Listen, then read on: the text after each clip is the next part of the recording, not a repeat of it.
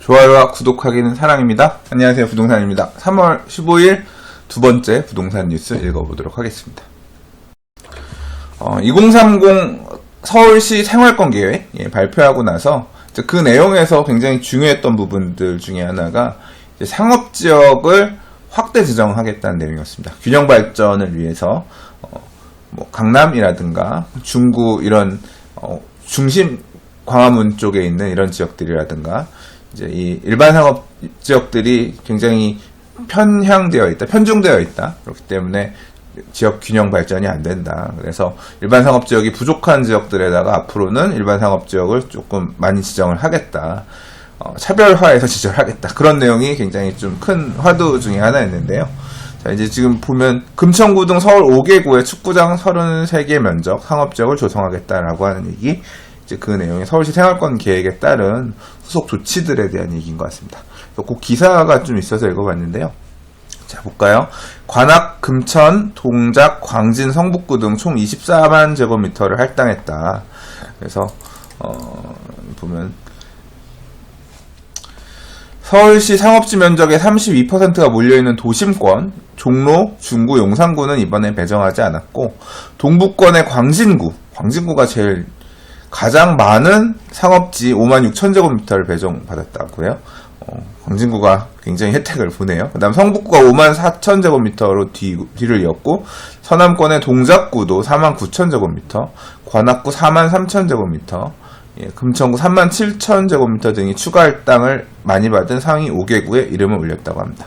그래서 이들 5개구가 이번에 받은 상업지를 합하면 23만 9,000제곱미터로 축구장 33개를 지을 수 있는 면적이라고 하고요. 그래서 이렇게 할당받은 면적에 따라서 자치구들이 준주거 지역 등을 상업지역으로 용도 변경할 수 있게 되고, 이렇게 되면 대규모 상업시설 등이 들어서면 주변 개발 호재, 유동인구 증가, 집값 상승 등의 선순환이, 집값 상승이라는 부분에 대한 선순환은 아마 고려치 않은 부분일 것 같은데, 조금 약간 그렇다. 그죠?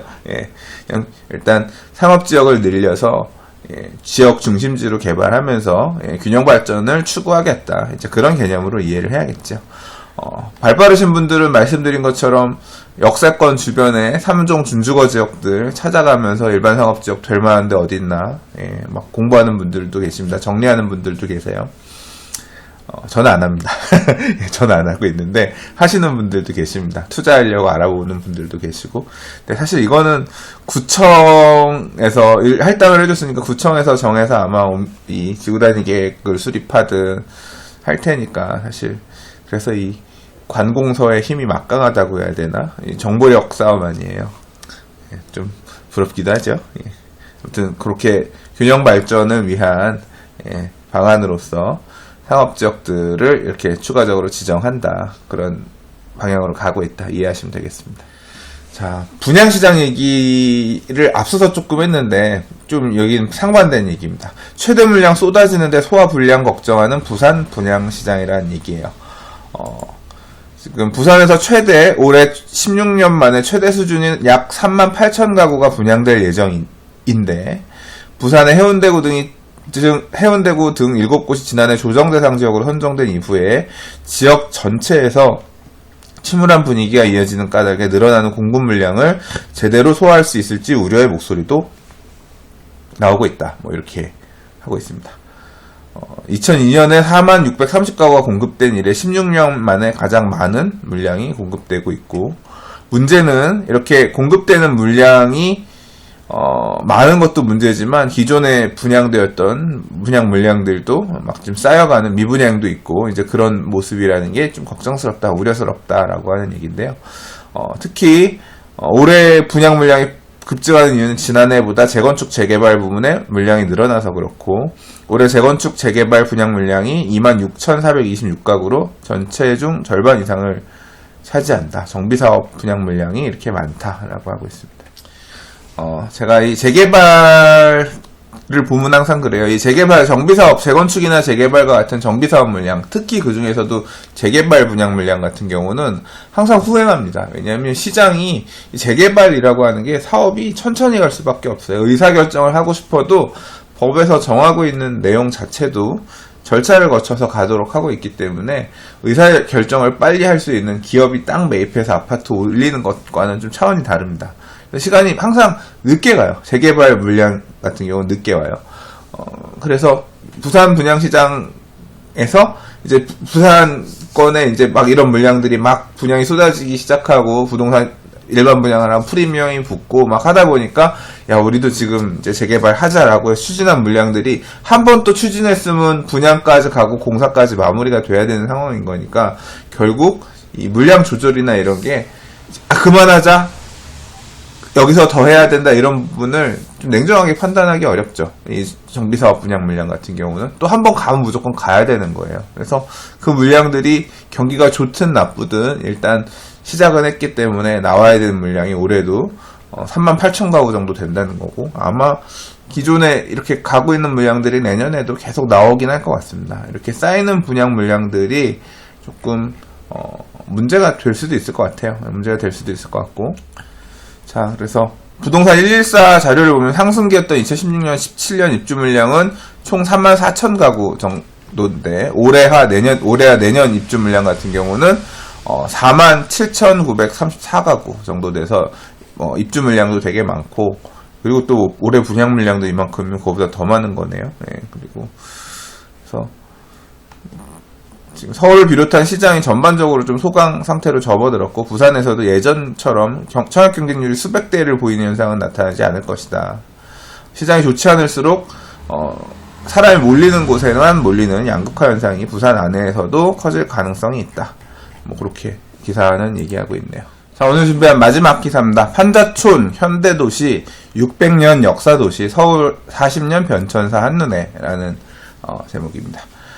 서울 역사박물관 서울시정사진 총서 8편에서 1974년에서 78년 사이에 서울시 사진들 이렇게 담아놓은 사진첩 같은 게 나왔나봐요. 저는 이런 옛날 사진 같은 거 보면 참 좋던데. 자, 서울 역사박물관은 1957년에서 1995년 서울시정사진 원본 58만여 장을 서울시에서 이관받아 시대 주제별로 정리하고 그중 대표 사진들을 선별해 2010년부터 서울시정사진 기록 총서를 발간하고 있는데 이러한 뜻에서 그렇게 하고 있다라고 하는데 옛날 사진들 좀 일부 보실까요? 예.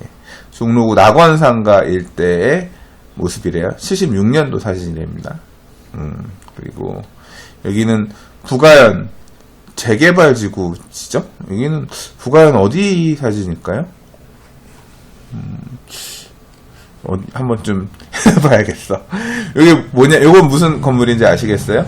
이게 서울시청 앞 광장 앞에 있는 플라자 호텔이라고 합니다. 예. 서울 중구 플라자 호텔 건축공사 모습 76년에 지을 때 모습이라는 것 같아요. 예. 그리고 여기는 서대문구 독립문 일대 고가도로 현장 모습. 이 주택가들이 있는 사이에 대규모의 공사들이 이렇게 이루어지고 있네요. 뭔가 아파트 같은 건물도 짓고 있고. 그리고 종로 1가 사거리 가각 정리의 공사 모습이라고 하고요. 이거는 성북구 일대의 성곽 복원 모습. 그리고 이거 안암동의 한옥 밀집지구. 와, 이 한옥들 장난 아니네요. 그죠? 자, 이 시절의 서울시 사진을 볼 수 있는 것은, 서울 도서관에서 도서 또는 전자책으로 열람할 수 있으며, 그 다음에 시민청 서울책방에서 구매도 가능하다고 합니다. 저는 조만간 서울시청 지하에 가서, 서울책방 가서 이 책을 좀 구매해서 보도록 해야겠네요. 제가 언젠가도 한번 소개한 바 있는데 아파트 수비된 북서울 이래가지고 이런 식의 책자거든요. 예, 그래서 이런 거 나올 때 하나씩 구입해서 보면 재밌더라고요. 한번 가서 이거 조만간 한번 가서 구입해야겠습니다. 자, 오늘 준비한 뉴스는 여기까지입니다. 예, 내일 또 다른 뉴스로 인사드리도록 하겠습니다. 좋아요와 구독하기는 사랑입니다. 감사합니다. 부동산이었습니다.